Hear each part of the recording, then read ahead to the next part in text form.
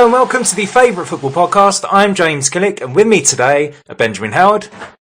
Hi, my name is Ben Howard. Daniel Fitzpatrick. Hello, my name is Daniel Fitzpatrick. And James Brett. You are.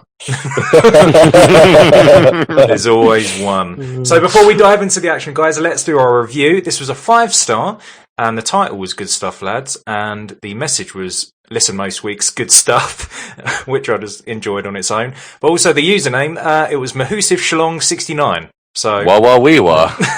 What's her name? £10 says it was James Brett. No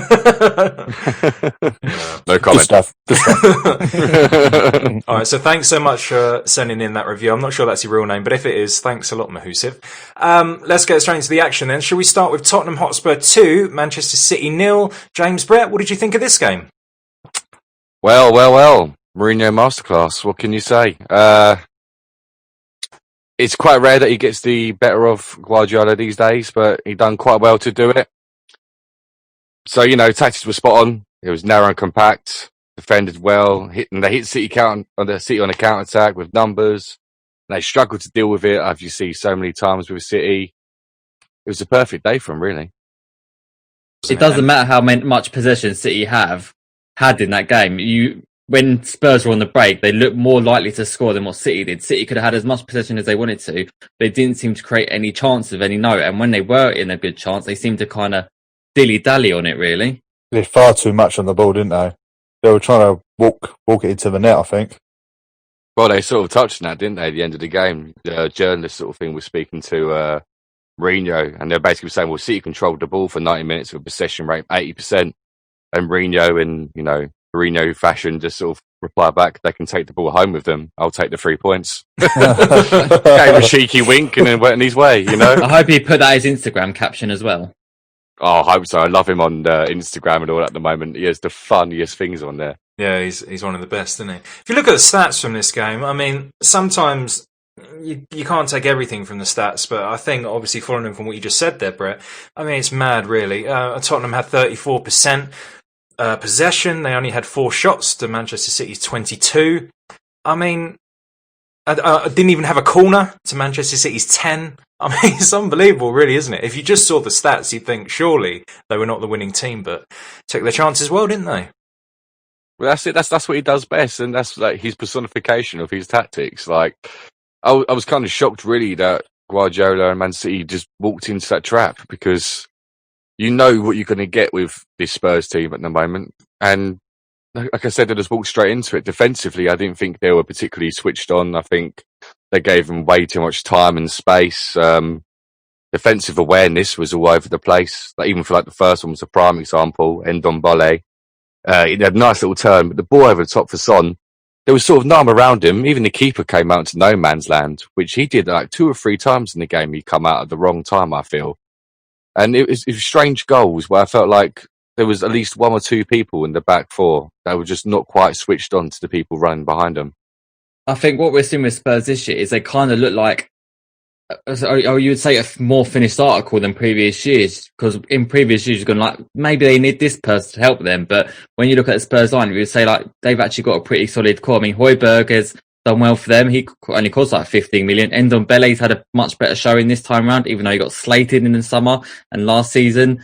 Son and Kane, they're absolutely clinical this year. So all the pieces are falling together for them. I think it's the manager, to be honest. A lot of these players obviously there when they had Pochettino, things like that. And a lot of people sort of question whether Mourinho was the right person to bring in, because obviously, the last sort of spells he had at Manchester United and Chelsea, like I said, didn't end particularly well. But, it's that sort of winning mentality that he brings. And I think that's what Pochettino didn't necessarily have. And, I think he's the sort of person that's going to just have the extra sort of edge and sort of grit and meanness to the team, that ruthlessness that's going to take them to the next level. We've even seen it from the likes of Harry Kane and Heung-min Son. He's already starting to take them to the next level. They've both been absolutely unstoppable this year. Sorry, Ben. I like what he's doing with Kane. Kane's playing further back, and then Song or Bergwijn do all the running up top, and he's just following the killer pass.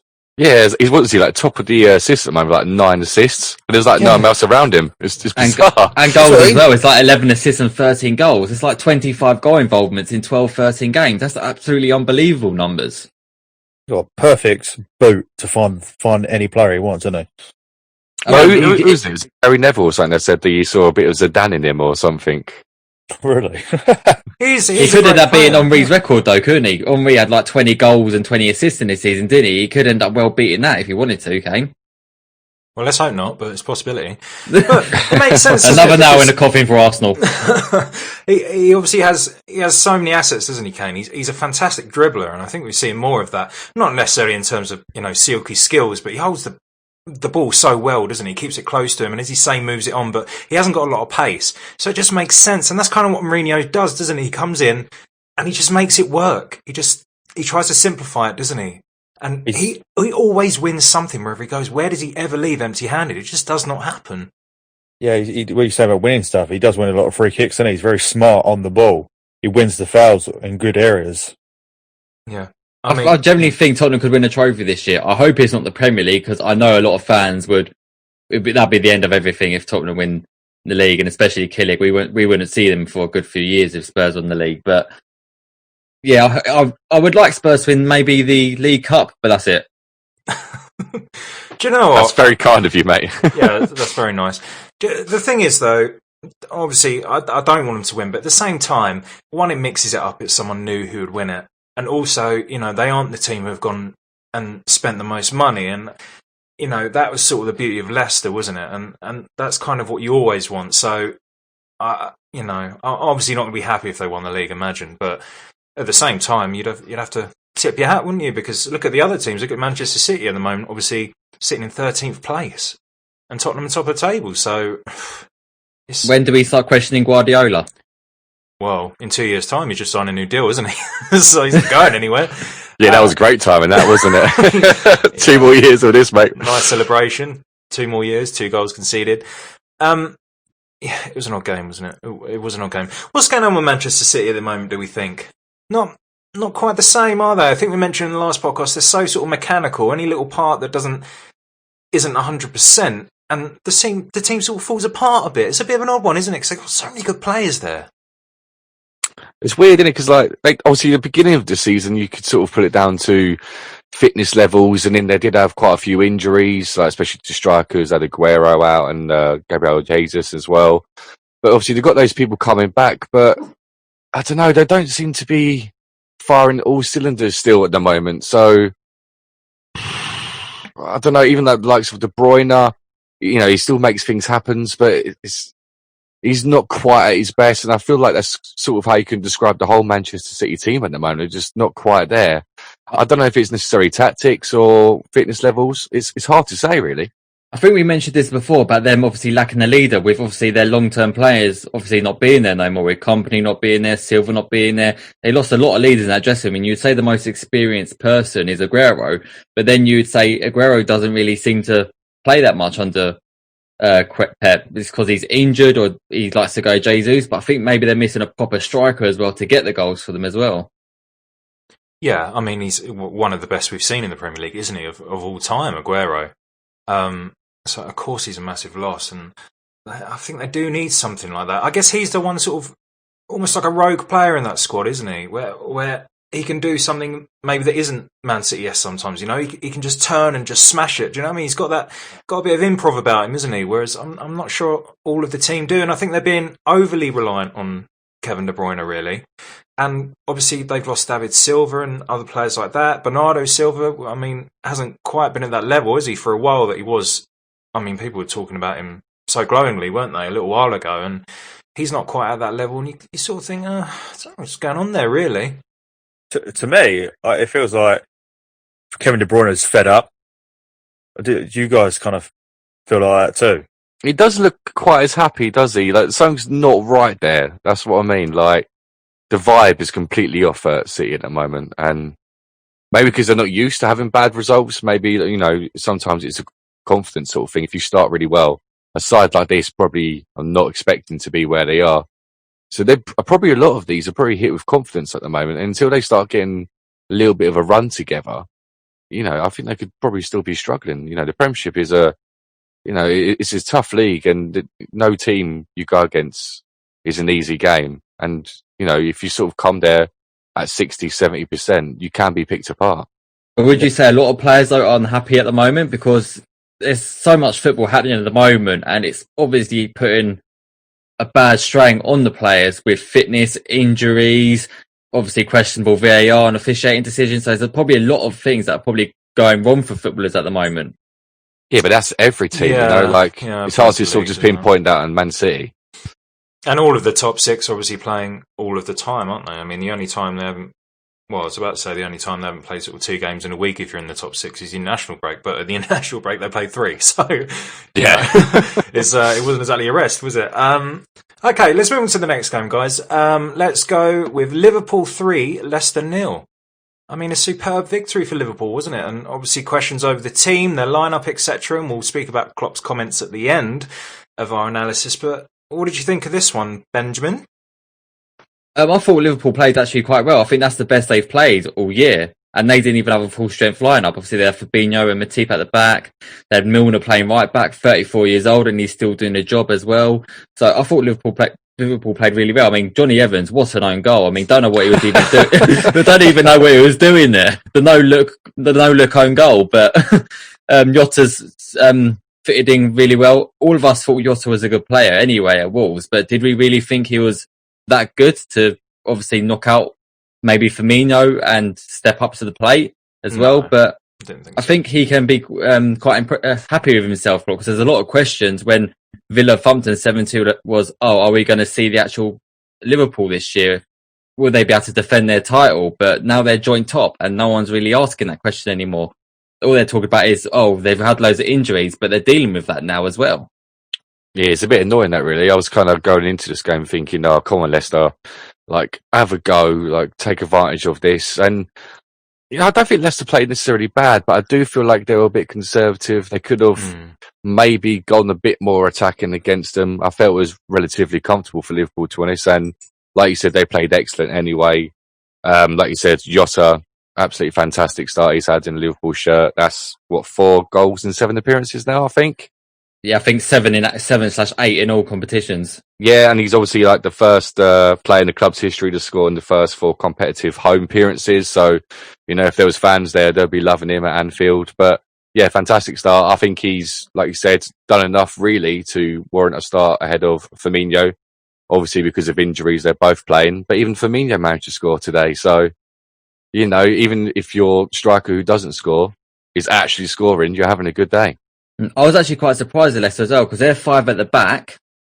It didn't seem like they could deal with Liverpool, even though they had more numbers at the back. They weren't really. Liverpool seemed all over them still. It wasn't until the second half where they went for the back where I felt they did get a bit of a grip on the game in the second half. But then obviously Liverpool switched it on again and got the third and hit the post and that. And it could have been even more if Firmino had his shooting boots on.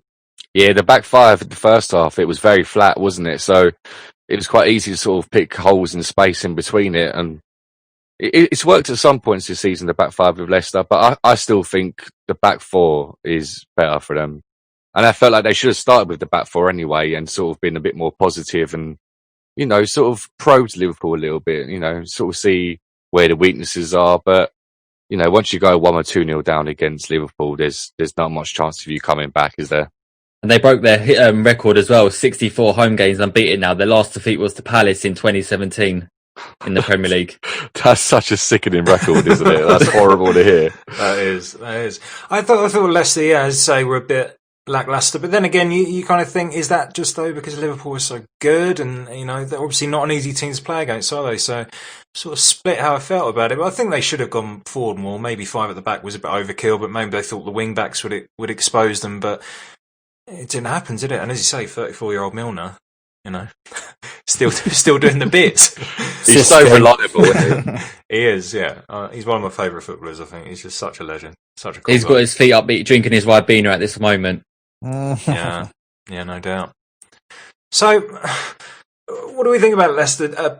Liverpool, sorry. Do we think they're going to be champions? Do we think they can continue? Or do we think... I mean, some of their injuries are massive, aren't they? Obviously, you've got Van Dijk. If you look at the defence they played yesterday, they've obviously had to, drop probably their best centre midfielder, haven't they, into centre back? And what do we think? Do we think they'll be okay? I think they're going to get more injuries because they keep getting hit. Hope so. Yeah, I think it's no way they should have beat Leicester. Like before the game, Leicester should have won. They broke all our expectations and they've done very well with that. Surprising win. But I think they're going to probably keep poking their head in front, but I don't think they're going to win this year. You would imagine with January coming up though, they would want to buy a defender because if you see they're running up until January, they've not got a bad running at all. The only hard team they kind of play is Tottenham away, but then they've got like the lower league sides as well. So if they can get a good run and remain top of the league in January time and get a defender to replace Gomez and Van Dijk for the season, whoever they get, then you think they'll be on the up again. I think they'll be. I think they'll be first or second. I think that the main sort of competitors really, really is Man City, and they've ruined it already. United are nowhere near. I don't see Leicester doing it really. Spurs maybe. It depends because obviously this is a Mourinho side. You never know how it's going to go. They've started very well, and I would rather see them than Liverpool. But I've got a feeling Liverpool are just going to keep on going, even with all these injuries. I think the players they've still got in the starting 11 are going to be good enough to do it. It does show their squad depth as well because it's just as important to have a good bench and backup players as it is a first 11 as well. Yeah, that's true. And obviously the last window or two, that's pretty much all they've sort of improved was the bench and that. But now it's showing that how important that is. Once you've got your sort of starting 11 set in stone and nailed in, you need to improve those other places. And they've been lucky the previous years with injuries. And it's only this year they're really suffering, but they're managing to hold it together. So they've got a lot of games though, haven't they? A lot of competitions they're in. So it's a bit hard. And it's the league at the moment. It's so close. It's a long ass season as well. Like I said, all these competitions, the further they go. Yeah. And from 10th place, it's only 7 points till first. So I do have an interesting stat though. The most wins in their first 200 competitive appearances for Liverpool is Wijnaldum with 133. Really? Bloody hell. Yeah. So very underrated, you would say then, if he's got 133 wins in 200 games. I think he nearly left in the summer, Yeah, there was a lot of talk about it, wasn't there? Still is, actually. I saw him linked to Real Madrid in the week. Probably a lot of rubbish, but, Real Madrid, bloody hell. Yeah, so, I mean, just quickly go over Liverpool's injuries, obviously. I know we're aware, but Virgil van Dijk, Trent Alexander-Arnold, Joe Gomez, Jordan Henderson, Thiago, and Mohamed Salah, they were all out. I mean, that is absolutely mad, isn't it? And they're all first-team players, so... I mean, on that, and they still tonk Leicester 3-0. How boring is that? I know. I think their system's so good that players just slip in, don't they, to it? It's fantastic. If we talk about, obviously, Klopp at the end of the game, we saw his interview, then we saw the extra comments. Another video sort of came out, didn't it? Went a bit viral about his comments about Sky and BT. Speaking to Sky at the time, saying, if you guys don't speak to BT, everyone's going to be injured. I understand, you want the games on, etc., but we're going to have injuries. What do you guys think? Do you agree? I think we do, don't we, really? Yeah, it was stupid the way they've done it. And, even prior to the season, we sort of said ways they could have done it. The main thing for me as well is how they've still managed to throw in so many international games. What an absolute joke that is, to be honest. Yeah, like the most unnecessary games ever. And they've thrown in, have you had 3 international breaks so far? Yeah, something ridiculous like that. And there was 3 international games in the last week or so, or whatever. And then you got all the Champions League and everything else. He has a complete point, and it's no coincidence that there's so many injuries. Not even for Liverpool, but I think overall, I'm not sure what the actual statistic is, but the percentage it's gone up by is ridiculous. So we're going to see more of it as the season goes on. Surely more seeing these results. But surely more needs to be done though to protect the footballers though, because you can't have footballers being injured every single week though, because it just does more harm than good. Well, people forget, they are people, they are human beings, and they fatigue and they get injured if you overplay them and overuse them. The problem is the people in these higher positions, forget this and they just see it as money and just a commodity, something they can use and abuse. So yeah, like I said, sometimes Klopp comes out and complains about stuff that I don't really care about, but I think on this one he's hit the nail on the head. It's difficult, isn't it? Because obviously whoever owns these competitions, they've all got their own agenda, haven't they? And probably the money that's made with the international football, the sponsors, etc. They probably would have, I guess, just as much right as the Premier League. You kind of feel, even though most people would say club football, if it's an international friendly, is there any point? But unless someone sort of starts to back down, we're going to have these issues. I think the only thing that's actually changed this season is obviously we've actually got more games in a row, but I think we haven't got like League Cup replays. I think that's the one compromise that's been made, which, I mean, what do you do? But how much harm would it have caused, though? Just say there'll be no internationals into Euro 2021, get with the League Cup, and then just focus on the Champions League, FA Cup later. Just three competitions. You think like TV the people, rights, sponsors. The way Killick was talking about, saying the people who run that competition, they all think themselves that that competition is the most important thing. So, what are they smoking? Crack with League Cup? Like they're just like, if they run that, they think that's the most important one. They're not going to lose games of that. It's like someone needs a break, but personally, they won't do it because it's their competition, will they? No, it's not going to happen. And, you do worry about this season, especially because obviously we've got Euros straight off the back of this season.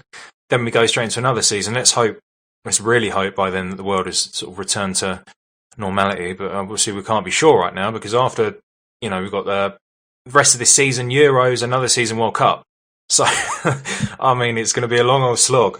And that's pretty much without a single break. So I don't know what the quality of football is going to be like in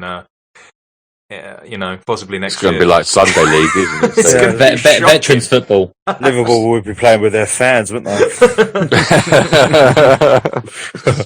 It'd be ridiculous. All right, guys, I guess we should move on to the next game then, really. So the next game, we'll see Fulham 2, Everton 3. Another win for Everton. They're back.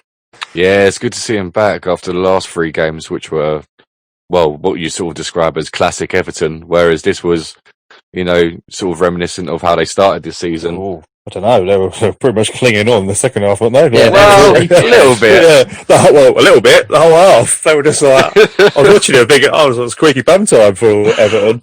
Okay, I'll rephrase. The first half, wonderful stuff.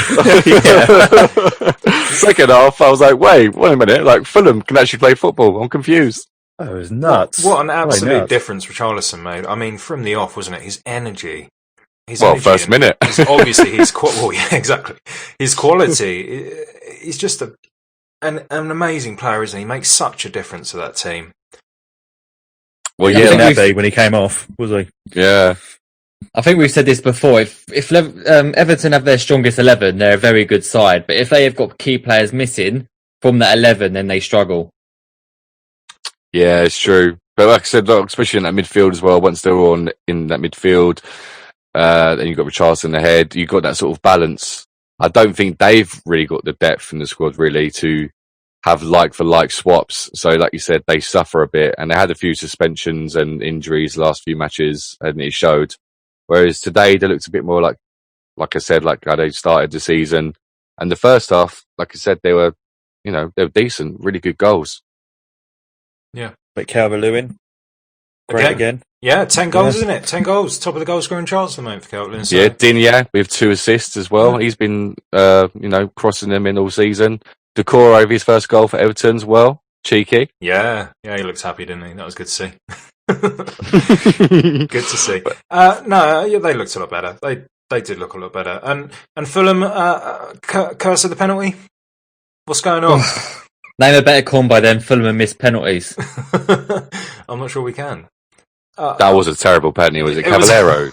Yeah. Oh, man. Whose was worse, Lookman or Caballero? Oh, Lookman. Yeah. Go on, Irons! I don't think he meant to fall over and it hit his wrong foot or whatever, but oh no, you just couldn't.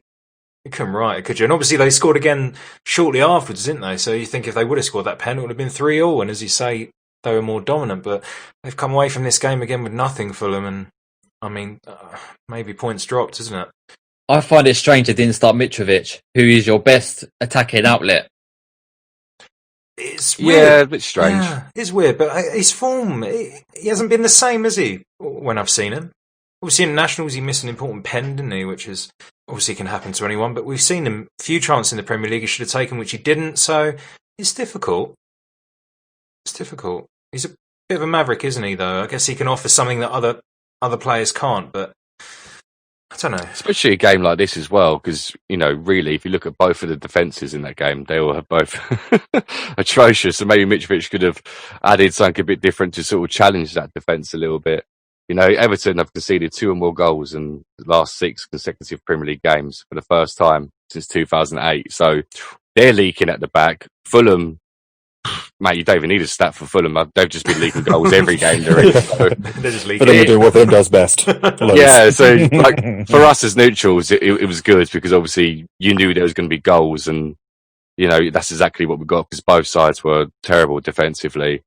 But I suppose, really, like you said, if it wasn't for that penalty, Fulham really could have got a point. But they've got a habit of missing out on points, haven't they?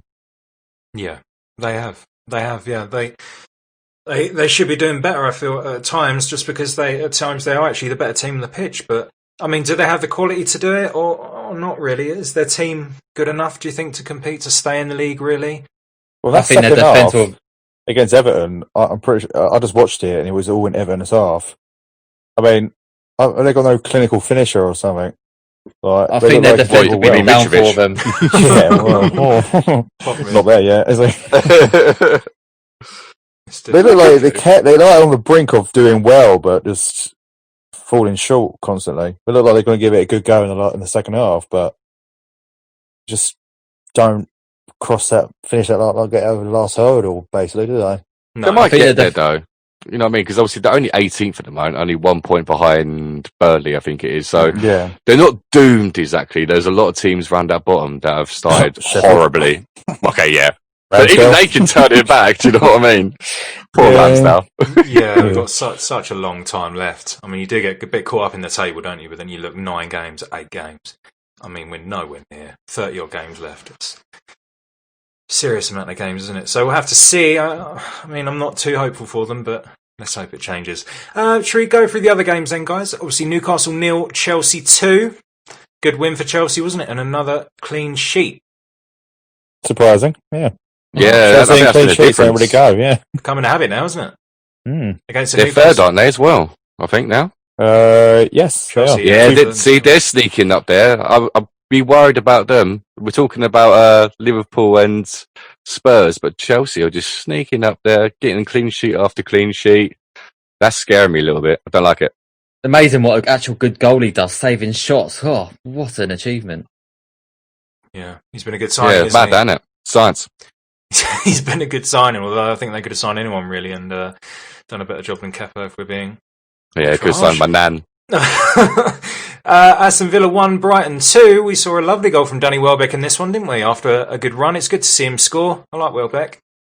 Yeah, I miss old Welbeck. That was his first goal for the club as well, wasn't it? Yeah, it was. Nice little run from the halfway line. Lovely little dink, showing his experience. Good to see him playing for a club again. Like, it didn't really work out. Was it Arsenal he's last at? He didn't go in between. Or Watford. Yeah. I don't even remember him at Watford, so that says it all really. He was injured a lot, wasn't he? He didn't really play much, if I remember. We won't see him for 20 games again now. Yeah. Yeah, probably. He probably broke his ankle with the chip. Yeah, he looked good in his last game as well, but he didn't get the finish off. But he's a quality player, isn't he? And we know if it wasn't for his injuries, maybe I don't know what he could have achieved. But he's been so held back by them. But as I say, good to see him out there. He's 29 now, which is kind of surprised me a bit because he always seems like such a young dude to me. You know, he's always one of them. Probably because we haven't seen him that much. You know? Well, that's it. Playing, I really look like a 50-year-old. But Brighton are they sneakily just took all like the old good players, didn't they? They got Lallana, they got Welbeck now. Who else are going to get? Well, savvy business, isn't it? Because they're not really paying anything for these players. So sure, yeah. I mean, the thing is, I actually really like Brighton. Like, we always say this about Graham Potter and Brighton. I know Ben probably disagrees as a fan. I don't know. But he's got all the t-shirts on. But I think this is such an underrated game, beating Aston Villa, who have started the season so well. They beat them 2-1, and that was literally. I don't know if you guys watched it, but it was literally such a relentless back and forth. And it was just a consequence of contrasting styles, like where Villa was pressing high, Brighton sat back and looking to break with pace and exploit. And it was actually really entertaining. And to be honest, at the beginning, I would never put Brighton to win. But if you watch it, they were deserved winners. And it's strange with Brighton because they're quite low down the table. but they can pour win like this out of the bag. So it's so confusing. I just don't know where I stand on them, you know. Let's talk about Brighton. That just reminded me of what happened at the end of the game. What do you think about that tackle? Oh, Lamptey. Not Lamp. No, yeah, that as well. The two crazy things happening in like 2 minutes. Lamptey getting sent off with tackle on Grealish, and then the penalty that wasn't a penalty. At the end. Who knows these days, is what I'd say. I mean, we say the same every pod. I don't know. He kicked the ball and hit the player, and he went down in the box. Well, he got the ball, so for me, he got the ball first, and that was it. So yeah, he did. But like, anyway, another ref would have given that. So weird, isn't it? If another ref gave it, then he's wrong. That's the consistency of the Premier League, Daniel. Yeah, no, but like, you play out on the field, like you can follow through on the player. It's a free kick. So that's just momentum, isn't it? Like, as long as you got the ball, I think it's fine. As long as you're not like, studding the ball, then you start the person. It was kind of soft, yeah, but like, it's so inconsistent, isn't it? Yeah, it is, but I think that was the right decision, to be fair. So let's move on to the next game. As a Brighton fan, you were loving it, yeah. Where penalties played a part again, didn't they? Manchester United beating West Brom 1-0. I mean, an absolutely fantastic performance, wasn't it, from the West Brom goalkeeper? And they obviously even made a save, didn't he? The penalty save, which had to be retaken. To be fair, he was, about 20 metres off his line. He really was off his line. I mean, but it's a shame, wasn't it? Well, obviously not for you, Brett. I guess you're quite happy. But what do you think of the performance? Obviously, just getting through against West Brom. To be honest, I'll take it because of how woeful we've been at home anyway. So the fact we've actually got our first win at home is a miracle, to be honest. It was 6 consecutive games without victory before that game. So yeah, I'll take that, and hopefully we can build some momentum. To be honest, we did dominate them. It's just we are so not clinical at the moment, and it's a bit worrying that we keep relying on penalties. I think the VAR decision that stopped their penalty from happening was correct. I thought all the decisions were correct. I know, obviously, automatically you look at the headline which says, "Oh, Man United VAR," and you're like, "Oh God, here we go." But if you actually look at all the incidents, they were all the correct decisions. So people stop bitching about it. It just happens. Okay, I didn't mean to win that way, but it was correct. So, but yeah, it's the clinical side of things that I'm a bit worried about. I don't know what the stat is. I hope it's not true, but only I've heard it from the grapevine. Like only 7% of our chances have been converted or something. We have the lowest conversion in the whole Premiership. That's a stat. I know the exact numbers, but it is atrocious. I know that much. So take that as you will. Yeah, it's a scary one, isn't it? Moving on to the next game, Sheffield United 0 and West Ham 1 with a outside the box finish from Haller. I mean, he does it every week, doesn't he, Dan? Yeah, best striker in the Prem. His first ever professional goal from outside the box. Mm-hmm. Well, a good one. Yeah, it was a good finish, wasn't it? It's good that Ramsdale was a terrible goalkeeper. So. Oh, yeah. Oh, my God. The agenda is so strong with you. Just he's the only keeper in the league at the moment without a clean sheet, isn't he? And he's not one as a Sheffield United player either. So I can't wait for him to be a guest on this show. Yeah, I'm going to be there, I Yeah, it's a good goal. I don't think Haller will start next week if Antonio is fit, but I don't know. Yeah, definitely won't. Of course no, he's a bit too lazy up front. And I don't know why Moyes didn't start Ben Rama. I want to see that guy. But happy for the win, to be honest. Okay, good stuff. Let's move on then to Burnley 1, Crystal Palace 0. Ben, were you happy with that result? The less I talk about this, the better.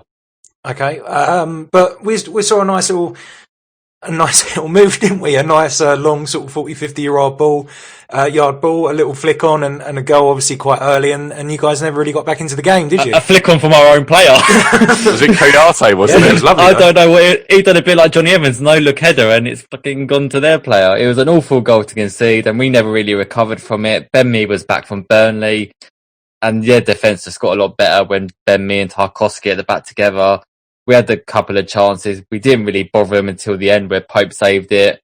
We didn't really show any attacking intent at all. No Zaha, mate. That's what it is. Well, yeah, I mean, he's self-isolating, which doesn't help. It doesn't help when there's no link between the midfield and attacker anyway, and your best player for productivity is out this year and is not there, then we're always going to have trouble. Our best moments came through Eze, where he fed it through to our wingers for them to cross in the ball to get to someone. So, bar that, it was, as a neutral, it was boring, and as a Palace fan, it was even worse. So you lost 13 out of the last 15 games with us. So that shows how important he is for your attacking, I think. Well, our away record is terrible as it is anyway. We've lost 7 of our last 9 Premier League games without scoring a goal as well. So make of that what you will. But Burnley's first win of the season. Way! You saw it coming. I saw it coming. Out of the relegation zone as well. So, we're all happy for Daesh because we all love a bit of Daesh. We do. And he's got a game in hand today. Yeah, game in hand. Yeah, game in hand as well. So if they win that, they will still be 17th, actually. I don't even care about my bias for Daesh. He needs to stay up with what he's done with that team. Yeah, for sure. He spends literally like 20p on players and manages to keep them up. So, well played. Yeah, absolutely incredible manager. Maybe we'll see him at Palace next year, Ben. Maybe. I wouldn't be adverse to it. No? So yeah, I wouldn't complain if we got him, because obviously he's done well at Burnley, and he might get a bit more resource at Palace and get a chance to do what he wants there. But you who changed knows? your tone. I thought it was Mighty Hodgson all the way. I've never said that about Hodgson. Mate, you say it all the time. Roy Ball. What about Roy Ball? Is Roy Ball? Ugh. Eddie Howe? He's looking for a job. Yeah, keep looking. Keep looking. Come back to me if he gets Palace in Europe. Yeah, off air, I think you would have given a very different answer there, mate. I know your feelings on him. Let's move on then to Wolves Southampton.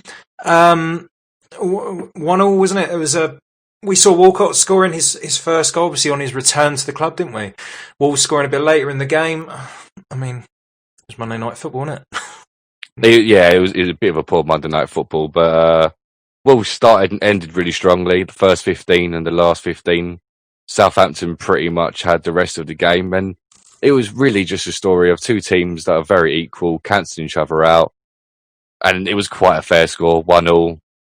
Well taken goal from Walcott. Neto scored a good rebound. Nothing more to say on it, really. No. You do, you boo. Yeah, Walcott's first goal for Southampton since 2006. So, wow. What a career he's had, really, when you think of it like that, despite, And Che Adams is stepping up to the plate as well, got an assist as well. Yeah, he's looked fantastic, hasn't he? He really has looked fantastic. Consistently as well, which is good. Ever since he scored that goal for against City, I think he's been putting in repeat performances. The last game we'll see we're going to come to was Leeds 0, Arsenal 0, the only goalless draw of the weekend. Bit of an odd game, obviously, because I think Leeds were dominant. Obviously, we saw a red card for Pepe, which was just ridiculous. He never should have done that. Any thoughts on the game? Best player on the pitch was the crossbar on the post. Yeah, 3 times they hit the woodwork, didn't they, Leeds? Mm-hmm. I don't know how they didn't score. 25 shots to 9, and they still didn't score.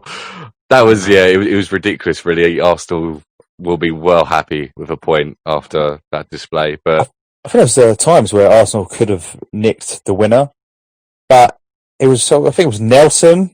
His delivery was abysmal. Yeah, I know. His set pieces, when he started taking them, he wasn't even beating the first man. Yeah, embarrassing. Killick, who's worse, Gervinho or Pepe?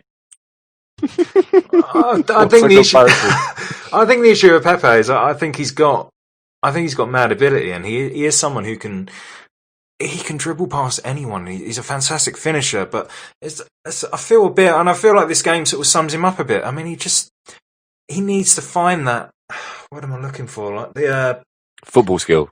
Ability.